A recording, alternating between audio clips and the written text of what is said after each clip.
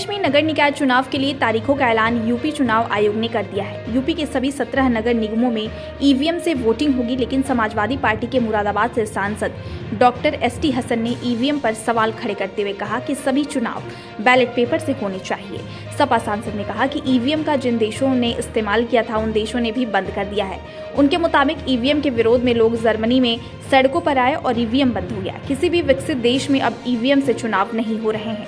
उनके मुताबिक सबसे एडवांस सिस्टम पेंटागन का हैक हो सकता है, तो ईवीएम क्यों नहीं हो सकती।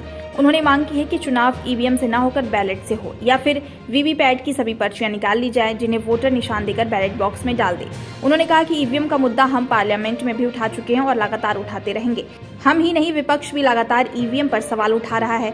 वहीं सपा सांसद ने निकाय चुनाव पर कहा कि सपा की तैयारी पूरी है और हम चुनाव में अच्छा प्रदर्शन करेंगे। साथ ही उन्होंने सपा का सीधा मुकाबला भाजपा से बताया।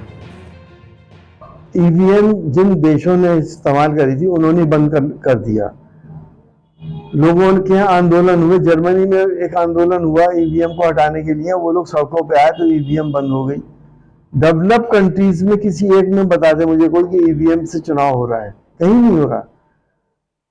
जब आपका most sophisticated system pentagon hack हो सकता है तो ईवीएम में क्या परेशानी हैक होने में। तो आपका मोबाइल हैक हो सकता है, आपका अकाउंट हैक हो सकता है, सारे सिस्टम हैक हो सकते हैं। तो ईवीएम से क्यों जिद है ईवीएम से कराया जाए। हमारी डिमांड यही है कि ईवीएम से ना होके चुनाव जो है वो बैलेट से हो, या फिर उसकी दूसरी तरीका ये होता है कि जो वीवीपैट की जो पर्चियां हैं वो सारी पर्चियां भी हर वीवीपैट की निकाल के गिनी जाएं। अब वो पर्ची पहले वोटर के हाथ में आए, वो देख ले उसका निशान, उसके बाद वो बैलेट बॉक्स में डाल दे उसी।